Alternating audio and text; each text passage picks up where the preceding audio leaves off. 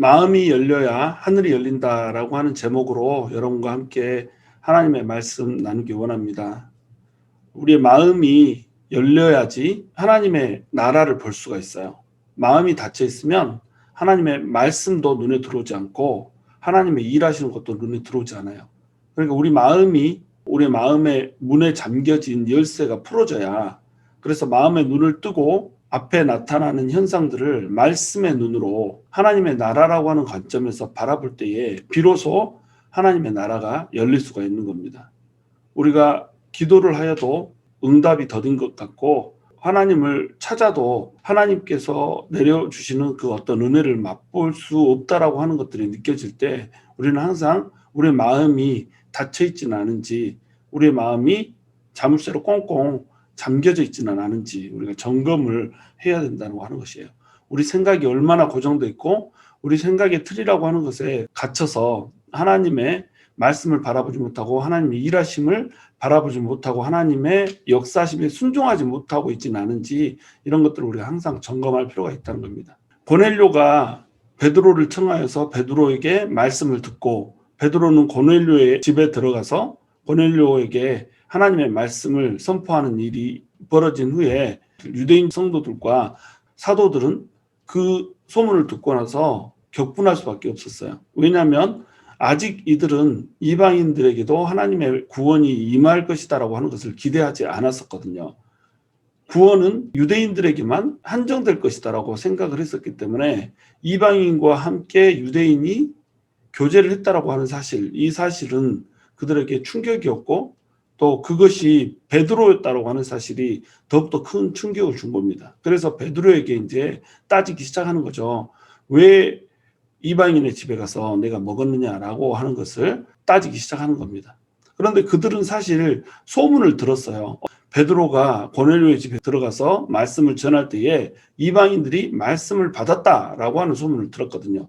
그럼 그 소문을 들었으면 하나님의 말씀이 이방인에게도 임할 수 있는 것인가, 하나님의 나라가 이방에도 퍼질 수 있는 것인가 라고 하는 것을 집중을 했어야 된다는 거죠. 그런데 그들은 이방인들과 같이 교제를 했어? 라고 하는 비본질적인 것에 집중을 한 것입니다. 그렇기 때문에 베드로를 향해서 비난을 할 수밖에 없었다는 거죠. 그러나 이것은 굉장히 이해할 만해요. 왜냐하면 그때 당시 그들에게 있어서 본질이라고 하는 것은 사실은 유대인들의 전통을 지키는 것, 이것 역시 포함되어 있었기 때문에 그렇다는 겁니다.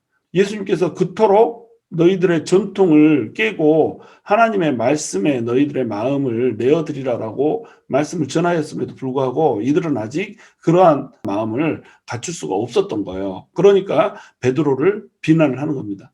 그런데 그때 당시에 공동체의 유연성을 우리가 볼 수가 있는 겁니다. 사도권을 가지고 있는 교회의 가장 탑 리더에게 잘못했다라고 하는 것을 쉽게 마음껏 이렇게 얘기할 수 있다라고 하는 분위기, 그리고 이것에 대해서 베드로가 분개하거나 혈기를 부르거나 이렇게 하지 않고 가장 낮은 자세로 모든 자초지종을 설명하고 있는 이런 태도들은 마음이 열려있기 때문에 가능하다는 거죠. 베드로의 마음이 열려있다는 겁니다. 비난을 수용할 수 있는 마음 자체가 돼 있다는 거죠. 비난을 수용할 수 있는 마음이 돼 있지 않으면 이것은 항상 갈등으로 이어지거든요. 마음이 열려지면 하나님의 나라가 임하지만, 마음이 닫혀져 있으면 하나님 나라가 임하는 것이 아니라 세상 나라가 임하고 자기 나라가 임하는 것입니다. 그래서 항상 갈등을 피할 수가 없게 되고, 이 갈등이 커지고 커지면 이제 분열로 이어질 수밖에 없고 분쟁으로 이어질 수밖에 없다고 하는 것이죠. 그러니까 우리 마음이 유연성을 갖는다고 하는 것이 얼마나 중요한지 몰라요. 베드로는 이들에게 고넬료의 집에서 일어났던 일들을 모두 이제 설명을 하는 겁니다. 고넬료가 환상을 보고 나를 부르러 왔고, 고넬료의 그 보낸 사람들 세 사람이 오는 동안에 나 역시 꿈을 꿨고 또한 환상을 봄으로 말미암아서 하나님께서 그쪽으로 가기를 원하신다라고 하는 것을 설명을 한 거예요. 그리고 말씀을 전할 때에, 말씀을 전하기 시작하자마자 성령님이 임하는 것을 봤다는 거예요. 그래서 15절에 보시면 내가 말을 시작할 때에 성령이 그들에게 임하시기를 처음 우리에게 하신 것과 같이 하는지라, 이렇게 얘기를 하고 있죠. 그들에게도 성령이 임했다라고 하는 사실, 이 사실이 베드로에게 중요했던 겁니다. 처음 우리에게 성령을 부어준 것처럼 그들에게도 성령을 부어줬다. 이러면 이것은 하나님이 하시는 일이지 않느냐, 이 얘기를 하는 거예요. 그러니까 베드로는 지금 내가 생각하고 있고 내가 지켜왔던 그 전통이라고 하는 거, 고정관념이라고 하는 거, 이것을 깨고 지금 하나님이 이방인들에게 우리에게 부어주셨던 것과 똑같이 일하고 있다라고 하는 이 본질적인 것을 보는 거예요. 본질은 하나님이 어떻게 일하는가 하는 거거든요. 내가 어떻게 생각하고 내가 어떻게 살아왔는가가 본질이 아니고 하나님께서 어떻게 지금 현재 일하고 계시고 어떤 것을 우리에게 보여주고 있는가라고 하는 것이 중요하다는 겁니다. 본질에 베드로가 집중을 했기 때문에 자기의 마음을 바로 잡을 수가 있었던 거예요. 베드로 역시 유대인이었고 베드로 역시 이방인들에게 하나님의 성령이 임하실 것이라고 하는 것을 기대하지 않았었죠. 적어도 유대인과 이방인이 섞인 정도는 돼야지, 사마리아인 정도는 돼야지 임할 것이다라고 하는 정도까지만 마음이 오픈이 돼 있었던 겁니다. 그런데 하나님께서 그냥 성령님을 부어줘 버리니까 마음을 돌이킨 거예요. 이게 베드로의 이제 유연성이라는 거죠. 우리에게는 은혜를 가로막는 장벽이라고 하는 거 있어요. 바로 비본질에 집착하는 것이 은혜를 가로막는다는 겁니다. 은혜가 없는 교회의 특징은 회의가 길어요. 하여튼간 시시콜콜한 것 가지고 계속 회의를 하면서 회의 속에서 공방이 오가고 결정은 하나도 안 나고 아무것도 아닌 거 그냥 쉽게 결정할 수 있는 이것도 다음번으로 연기되고 막 이렇게 해서 결정을 못하는 이런 거. 왜 그러냐면 사소한 비본질에 집중을 하기 때문에 그렇습니다.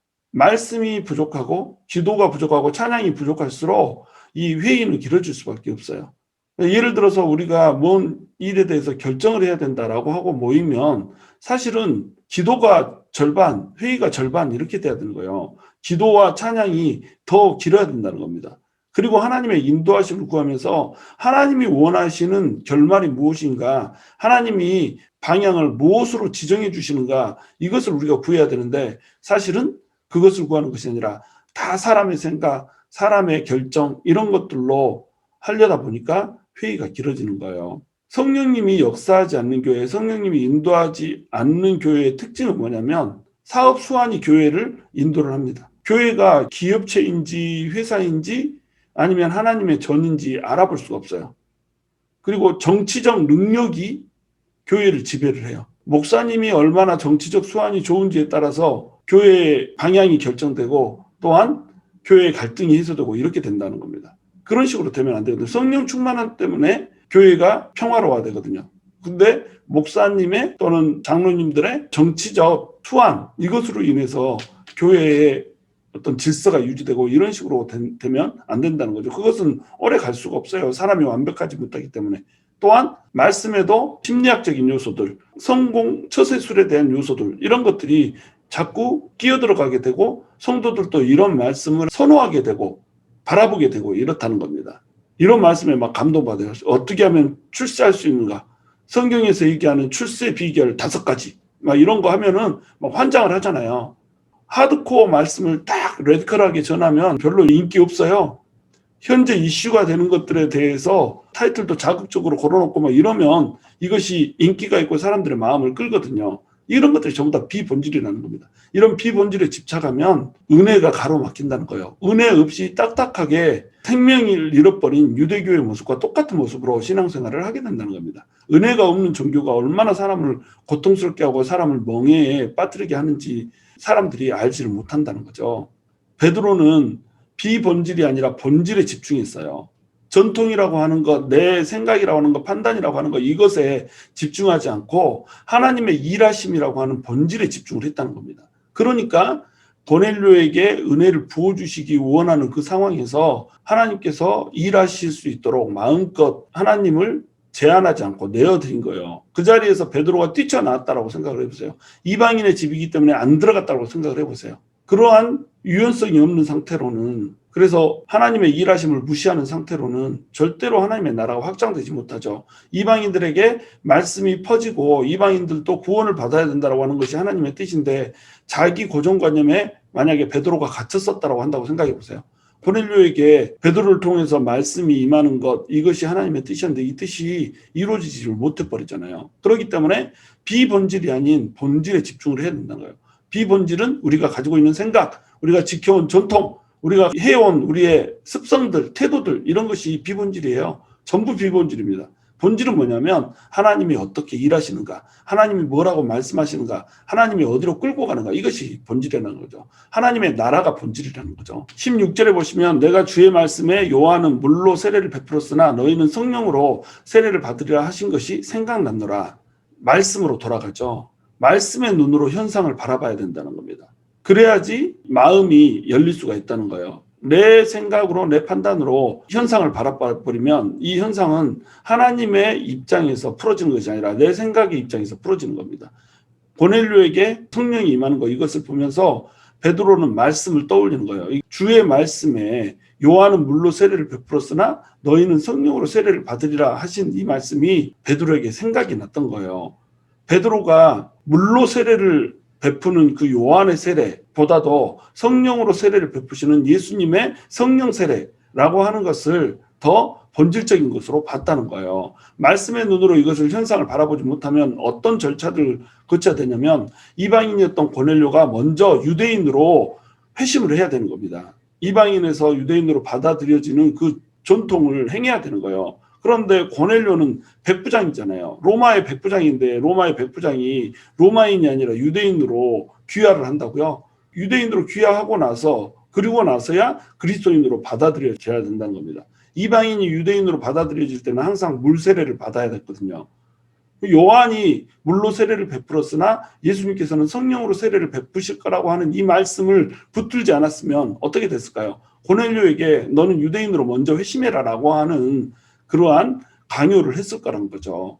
그러면 고넬료는 자기의 모든 직책을 내려놓고 유대인으로 회심한 다음에 그리고 나서 그리스도인으로 회심을 해야 되는 이러한 절차들을 거쳐야 된다는 거죠. 그런데 예수님께서는 이렇게 일하지 않으신다는 겁니다. 예수님께서는 그저 예수님을 받아들이는 자에게 성령으로 세례를 베풀어 버린다는 거예요. 이것을 베드로는 알지 못했어요. 그런데 베드로가 말씀을 전할 때 성령님이 임하는 것을 딱 발견하면서 말씀대로네. 말씀이 이렇게 말했으니까 나는 그저 순종하면 되는 거구나라고 하는 것을 깨달았던 겁니다. 진리의 기준은 뭐냐면 지금 말씀이 지지하는가 아니면 말씀이 지지하지 않는가, 이것이 진리의 기준이란 말이죠. 이사야서 49장 6절에도 보면 그가 이르시되 내가 나의 종이 되어 야곱의 지파들을 일으키며 이스라엘 중에 보존된 자를 돌아오게 할 것은 매우 쉬운 일이라. 내가 또 너를 이방의 빛으로 삼아 나의 구원을 베풀어서 땅끝까지 이르게 하리라. 여기서 이 말씀은 누구에게 하고 있는 말씀인가요? 바로 메시아 예언이거든요. 예수님께서 이 땅에 오시면 예수님을 이방의 빛으로 삼겠다는 거예요. 그 전에는 이방인에게는 흑암뿐이었고 이방인들은 하나님을 알 수 없기 때문에 어둠 가운데 존재하는 자들이었단 말이죠. 그런데 예수님께서 오시면 예수님은 이방의 빛이 될 것이고 하나님의 구원을 땅끝까지 이르게 할 것이란 말이에요. 이 말씀을 사도행전 1장 8절에서 그대로 풀어주시잖아요. 너희에게 성령이 임하면 너희가 권능을 받고 예루살렘과 온 유대와 사마리아와 땅끝까지 이르러 나의 증인이 되리라. 땅끝까지 복음이 전파되게 될 거라는 겁니다. 예수님께서 명령하셨던 그 지상 명령이도 뭐예요? 너희가 모든 족속에게 제자를 삼아서 아버지와 아들과 성령의 이름으로 세례를 주라는 거. 말씀은 명확히 이방인들에게도 구원이 퍼져간다라고 하는 것, 이것을 얘기를 하고 있단 말이죠. 그런데 그들은 진리의 기준인 말씀이라고 하는 것을 깨닫지 못하고 아직도 유대인들의 전통과 율법이라고 하는 틀 가운데서 막혀서 이렇게 살아가고 있는 겁니다. 그러니까 우리의 생각이 중요한 게 아니라 하나님의 말씀이 뭐라고 얘기하고 있는가가 중요한 거예요. 우리가 지금까지 지켜왔던 사고와 가치가 중요한 것이 아니라 하나님의 말씀이 뭐라고 얘기하고 있는가, 이것이 중요하다는 거죠. 교회에서도 자기 견해를 얘기할 때 내 생각에는 이렇습니다라고 얘기하는 그런 케이스들이 많잖아요. 그런데 그 생각을 과연 하나님의 말씀이 지지하고 있는가라고 하는 것이 매우 중요하다는 거예요. 말씀에서는 이렇게 얘기하고 있기 때문에 저는 이 말씀으로 말미암아서 이렇게 생각하고 이렇게 행동합니다라고 얘기할 수 있어야 된다는 거죠. 말씀이 우리의 생각과 우리의 태도와 우리의 행동을 결정하고 각주를 해줘야 된다는 거예요. 말씀 때문에 나는 이렇게 생각하고 행동합니다라고 얘기할 수 있어야 된다는 거죠. 17절에 보시면 그런즉 하나님이 우리가 주 예수 그리스도를 믿을 때에 주신 것과 같은 선물을 그들에게도 주셨으니 내가 누구이기에 하나님을 능히 맡겠느냐 하더라. 여러분, 하나님을 사람이 감히 막을 수가 있겠어요? 하나님이 우리가 주 예수 그리스도를 믿을 때 주신 것 같은 똑같은 선물을 그들에게도 주더라는 거예요. 유대인 그리스도인들이 예수님을 믿으면서 전심으로 예수님께서 보내주시고자 하신 그 성령을 기다리면서 10일 동안을 기도를 하잖아요. 그 10일 동안 기도를 하고 있는 가운데 하나님께서 성령님을 보내주셨고 그 성령님께서 그들 가운데 충만하게 되니까 그들이 각종 각양의 은사들을 받게 되거든요. 특별히 방언으로 말을 하게 하시거든요. 그 일들을 그대로 고넬료의 집에서도 보여주더란 말이에요. 그러니까 고넬료의 집에서 일어났던 그 일들이 이방인의 성령 강림절 이렇게 부르는 거죠. 똑같았단 말이에요. 그 현상들도 똑같았고 상황들도 똑같았고 그들에게 나타났던 은사들도 똑같이 나타났단 말이죠. 그러면 유대인과 이방인의 차별 없이 하나님께서 보여줘 버리신 거잖아요. 그럼 이 일이 일어났다면 베드로가 어떻게 이 일을 막을 수 있겠어요? 하나님을 능히 막을 수가 없는 겁니다. 그러니까 우리는 하나님을 제한해서는 안 된다는 거예요. 하나님을 제한하지 않아야지 고정관념과 전통의 벽이 깨진다는 겁니다. 베드로는 고정관념과 전통의 벽을 가지고 있었어요. 그러나 하나님께서 임하시는 그것을 보면서 자기의 마음을 열어놓은 거죠. 그러니까 고정관념과 전통의 벽이 확 허물어져 버린 거예요. 자물쇠가 우리 마음속에 있거든요. 이 자물쇠라고 하는 것은 우리의 마음을 잠궈버려요. 근데 그 자물쇠로 작용하는 것이 보통 고정관념, 전통, 우리가 해왔던 매너리즘 이런 것들이 전부 다 열쇠거든요. 거기에서 벗어나면 전부 잘라내거든요. 하나님이 일하는 거 이런 거 발견할 틈이 없어요. 그것을 눈으로 똑바로 봐도 하나님의 일하심이라고 하는 것에 우리의 마음을 열고 내어드리지 못한다는 거죠. 그러니까 하나님의 역사가 우리 가운데 미미하게 일어나는 겁니다. 우리가 하나님께 우리를 마음껏 내어드릴 수 있어야 하나님께서 일을 하신다는 거예요. 여러분, 베드로가 말씀을 전할 때에 성령이 임하잖아요. 유대인들, 기독교인들이 성령을 받을 때는 10일 동안을 전심으로 기도하다가 받았거든요. 그런데 왜 고넬료에게 성령이 임할 때는 말씀을 전할 때에 성령이 임했을까요? 물론 성경에는 이 얘기가 나오지 않지만 저는 이것이 하나님께서 베드로의 상태, 상황 이것을 너무 잘 아셨다고 생각을 해요. 베드로가 이들이 성령 받을 것이라고 하는 것을 전혀 기대하지 못했고 베드로는 그저 말씀을 전해서 예수님을 받아들이게 하고 예수님이 구원자라고 하는 것을 느끼게 하는 정도 이 정도로 생각을 하고 있는 거예요. 그런데 말씀을 전하고 있는 그 동안에 말씀을 그것도 시작하자마자 성령님을 부어주심으로 말미암아서 하나님께서 압도적으로 임재하고 있다라고 하는 것을 보여줘 버린 겁니다. 그러니까 베드로가 그 앞에서 깨질 수밖에 없었던 거예요. 이것은 심지어 이방인들에게 부어주신 은혜가 유대인들에게 부어주셨던 은혜보다 더 강력하게 임하고 있다라고 하는 것을 드러내주는 거거든요. 자기들은 10일 동안 전심으로 모여서 120문도가 열심히 기도할 때 그때서야 성령이 임했던 것을 이들은 그냥 말씀을 딱 시작하자마자 성령이 임해버리니까 사실은 실상으로 따지면 하나님의 그 강권하심이 훨씬 지금 이방인들에게 크게 나타나고 있다 이렇게 볼 수 있지 않겠어요. 그러니까 이 하나님의 압도적인 임재 앞에서 베드로가 무너질 수밖에 없었다는 거죠. 하나님께서는 이것을 다분히 의도하시고 말씀에 시작하자마자 성령님을 부어주셨다는 겁니다. 그러니까 우리가 하나님께서 하시는 일을 보고 하나님께 굴복할 수 있어야 된단 말이에요. 하나님께 굴복하는 것을 매우 하나님은 좋아하세요.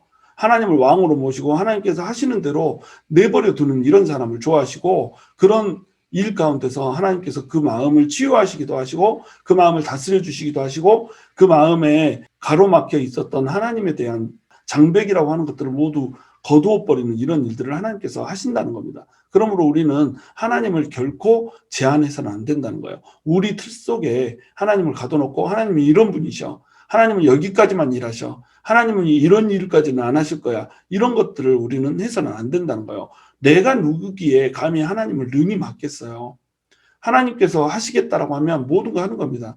여러분의 삶에 막혀있는 장벽들 이런 것들은 우리가 해야지 하나님이 이런 것까지 해주시나 그렇지 않아요. 하나님은 다 해주실 수 있어요. 하나님은 하나님이 뜻하시기만 하면 우리가 상상하지도 못했던 모든 일들을 하시는 분 이것이 우리 주님이시란 말이죠. 그러니까 하나님이 우리의 주님이 되는 거죠. 우리의 생각대로 하나님이 움직이시는 분이고 우리의 생각의 틀 밖에서 하나님이 움직이지 못하신다고 한다면 그게 어떻게 하나님인가요? 하나님은 우리가 상상하는 것, 그 수준을 넘어서시는 분이고 우리가 무엇을 경험했건 간에 그 경험을 넘어서시는 분이라는 겁니다. 18절에 보시면 그들이 이 말을 듣고 잠잠하여 하나님께 영광을 돌려 이르되 그러면 하나님께서 이방인에게도 생명 얻는 회개를 주셨도다 하니라. 이건 너무 허무시리즈인 거예요. 너무 간단하죠. 그동안 베드로를 비난했었는데 그 베드로를 비난했던 사람들이 베드로가 딱 설명을 해주자마자 바로 비난을 잠재우고 잠잠하여서 하나님께 영광을 돌려버리더란 말이에요. 이 공동체 저는 너무너무 부러워요. 이런 공동체를 만들 수 있다면 리더가 지탄을 받을 때에 자기의 권한을 주장하거나 혈기를 부리거나 이렇게 하지 않고 가장 낮은 자리에서 자기 자신에 대해서 소명할 수 있고 또한 이 소명이 옳은 것이라고 한다면 이것을 바로 한순간에 듣고 돌이킬 수 있다라고 하는 거 너무 멋진 공동체잖아요. 이런 공동체가 될 수가 있다라고 한다면 이 공동체를 통해서 하나님 나라는 흥왕할 수밖에 없죠. 자기 고집이 없고 자기 아집이 없잖아요. 다 같이 플렉서블 하잖아요. 자기 것을 지키려고 하다가도 하나님이 이러이러했다라고 얘기하면은 그것대로 마음을 돌이켜버리잖아요. 지금 베드로가 얘기하고 있는 것, 이것은 사실은 우리가 생각한 것만큼 간단한 게 아니거든요. 그들이 수백 년을 지켜온 전통을 무너뜨리고 깨버리는 일이거든요. 그런데 이것을 한순간에 그냥 뒤집어 버린단 말이에요. 물론 예루살렘 교회가 이것을 공식적으로 받아들였다고 하더라도 유대인 성도들이 모든 이방인들을 받아들이게 되는 것이 일반화되기까지는 시간이 걸려요. 그러나 이 사건은 역사적인 사건인 겁니다. 교회에서 회의를 하여서 지금 이 회의 가운데 이방인들을 하나님의 나라 안으로 받아들이기로 결정을 한 것이에요. 하나님께서 이방인에게도 생명 얻는 회개를 주셨다라고 하는 것을 그냥 인정해버린 겁니다. 그냥 허무 시리즈로 회의가 끝나버린 거예요. 이것이 하나님 나라의 공동체라는 겁니다. 그들은 왜 이렇게 할 수 있었을까요? 마음이 열려 있었던 거예요. 마음이 열려 있지 않으면 하나님 나라는 닫혀버려요. 하늘이 닫혀버리는 겁니다. 예수님께서 우리에게 땅에서 매이면 하늘에서도 매이고 땅에서 풀리면 하늘에서도 풀릴 것이다 라고 하는 말씀을 우리에게 주셨단 말이죠. 하늘에서 풀린다라고 하는 건 하나님의 뜻이잖아요. 하나님께서 어떻게 땅에서 묶였다고 해서 하늘에서도 묶이게 될 수가 있냔 말이에요. 이것은 하나님께서 우리에게 약속을 주신 겁니다. 어떤 약속을 주신 거냐면 너희가 땅에서 풀면 내가 하늘에서 풀겠다라고 하는 약속을 주신 거예요. 하나님께서 얼마든지 풀어버리실 수 있지만 우리가 하는 것에 따라서 하나님께서 그만큼 여시겠다는 거죠. 하나님께서 우리를 하나님 나라의 확장을 하는 파트너로 세우셨다는 거예요. 하나님께서 그만큼 우리에게 큰 영광을 주셨다는 겁니다. 그러니까 우리가 마음을 닫아버리면 하늘도 닫혀버린다는 거예요. 우리가 마음을 열어야 하늘도 열린다는 거예요. 우리가 마음을 열고 하나님을 마음껏 받아들일 수 있어야 하나님의 나라가 열린다는 겁니다. 우리가 마음을 열지 못하고 이날 베드로가 당신은 전통을 깨는 사람이요. 하나님께서 그렇게 하셨다라고 하는 건 당신 한 사람의 경험인데 그 경험을 우리가 어떻게 신뢰할 수 있어? 이렇게 하면서 닫아버렸다고 생각해 보세요. 이방인들에게 복음이 전파돼야 된다고 하는 이 하나님의 과업, 이것은 닫혀버렸을 거란 말이죠. 그런데 이들이 마음이 열려 있었기 때문에 베드로 한 사람의 고백, 베드로가 이러이러했다라고 상황을 설명하니까 그 상황에 하나님께서 이랬다라고 하는 것을 부드럽게 인정을 해버린다는 거예요. 그것이 그들의 열린 마음이었다는 겁니다. 전통을 한순간에 무너뜨려버리고 버려버리는 그들의 열린 마음. 그랬기 때문에 그들은 하나님의 주도하심 가운데 자신들을 내어드릴 수가 있었던 거예요. 그래서 하나님 나라가 확장되는 것을 가로막지 않고 오히려 하나님 나라 확장에 기여하게 되고 파트너로 서게 되는 그런 놀라운 일들을 경험하게 되는 겁니다. 우리가 신념이 있는 거 좋아요. 그런데 신앙이 아닌 신념이 우리를 묶어버리면 안 돼요. 나는 이러이러한 신념이 있어. 난 이렇게 생각해라고 하는 우리의 강력한 신념 때문에 우리의 믿음 생활이 우리의 하나님만을 바라봐야 된다는 보다 본질적인 것이 묶여버리면 안 된다는 거죠. 그래서 신앙생활을 잘하기 위해서 반드시 무너뜨려야 될 게 있어요. 그게 뭐냐면 자기의 신념의 틀인 겁니다. 자기의 틀을 깨지 못하면 절대로 하나님 나라를 확장시키는 주역이 될 수가 없어요. 신념이 강한 사람일수록 하나님 나라에 방해가 되는 거 아세요? 신념이 강하고 자기 생각이, 자기 고집이 강한 사람일수록 항상 이 장벽이 돼요. 믿음 좋은 것처럼, 그리고 교회에 열정을 품고 열심히 일하는 것처럼 이렇게 하지만 교회에서 하나님 나라를 가로막는 가장 흔한 사람, 이 사람이 어떤 사람이 열정적으로 일하는 사람인 겁니다. 열정적으로 일하는 사람은 항상 신념이 있거든요. 그래서 자기 신념으로만 교회가 움직이기를 바라는 거예요. 하나님께서 분명히 다른 쪽으로 전개를 하고 드라이브를 걸고 계시는데도 그것을 무시하고 자기 고집대로 그냥 몰고 가느라고 아주 빡빡 우기고 이렇게 하는 사람들이 있거든요.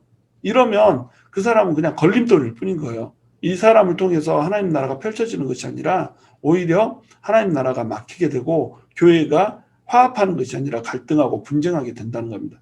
신념이 강한 사람, 거기에 뭐 무식하기까지 해버리면, 이제 무식한 자가 신념을 가져버리면 답이 없는 거예요. 하나님 말씀도 잘 모르는데 신념을 가져버린다. 그러면 깝깝한 겁니다. 이런 사람 한 두 사람 있으면 교회 난리 납니다. 이런 사람들이 없어야 된다는 거예요. 우리는 신념이 아니라 신앙을 가져야 되는 거예요. 마음이 열린 만큼 하나님의 나라도 열린 겁니다. 그러니까 자기 아집, 자기 고집 모두 버리고 하나님 앞에 부드러운 마음으로 나와야 된다는 거예요. 마음이 열린 사람들의 특징을 봐보세요. 베드로가 아닌 말씀 그 자체를 보잖아요. 베드로는 이방인들과 함께 자기 전통을 깨고 교제를 했던 이런 사람이에요. 너는 이방인과 함께한 놈이라고 하는 타이틀이 주어져 버린 사람이란 말이죠. 그런데 베드로라고 하는 그 사람이 아니라 베드로가 전하는 말씀 그 자체를 봐버리잖아요. 베드로가 얘기하고 있는 세례 요한의 물 세례가 아니라 예수님께서 주시는 성령 세례라고 하는 것에 그들이 집중을 하잖아요. 말씀에 집중하니까 마음이 닫힌 자가 아니라 마음이 열린 자로서 하나님 나라를 확장하는 자로 서게 되는 겁니다. 마음이 열린 사람들의 특징은 사람이 아닌 말씀 자체를 보는 거예요. 말씀 전하는 사람이 실수가 있고, 말씀 전하는 사람이 자기 마음에 안 맞고, 말씀 전하는 사람이 자기들의 비난을 받아야 되는 그런 처지에 있는 사람이라고 할지라도 말씀 자체가 그렇다라고 하면 그것을 받아들이는 거예요. 그리고 고정관념이 아닌 하나님의 일하심을 보는 사람, 이것이 마음에 열린 사람들의 특징이에요. 내가 가지고 있던 신앙의 틀, 이거 버려버리고 하나님이 지금 어떻게 일하고 있는가 보면 그냥 자기 고정관념도 쉽게 무너뜨리고 바꿔버릴 수 있는 사람, 이것이 마음이 열린 사람의 특징이죠. 또 비난에서 찬양으로 이전이 굉장히 쉬운 사람, 방금 전까지 왜 그렇게 했어? 라고 화를 내고 또 분노할지언정 하나님의 말씀이 딱 떨어지면 내가 잘못했구나, 내가 잘못 생각했구나, 돌이킬 수 있는 사람. 사람이 실수할 수 있죠. 사람이 잘못된 생각으로 다른 사람 판단할 수 있죠. 사람이 잘못된 생각으로 분노하지 않아야 할 자리에서 분노할 수 있죠. 그러나 하나님의 말씀이 떨어지면 내가 잘못했구나, 다시 돌이켜야지 하고 전환이 빨라야 돼요. 전환이. 마음을 다시 가다듬을 수 있는 이 전환이 빠른 사람, 이 사람이 마음이 열린 사람이죠. 절대로 마음을 돌이키지 않는 사람이 있거든요. 막 이렇게 하는 사람이 있단 말이죠. 그런 사람이 되면 마음이 닫힌 사람이기 때문에 하나님의 은혜가 임하고 싶어도 절대 임하지 못한다는 겁니다. 적대하는 자리에서 인정하는 자리로 이전이 씌워야 된다는 거죠. 베드로를 적대시했잖아요. 당신은 율법을 깬 자, 이렇게. 그런데 바로 인정을 하잖아요. 당신이 옳습니다.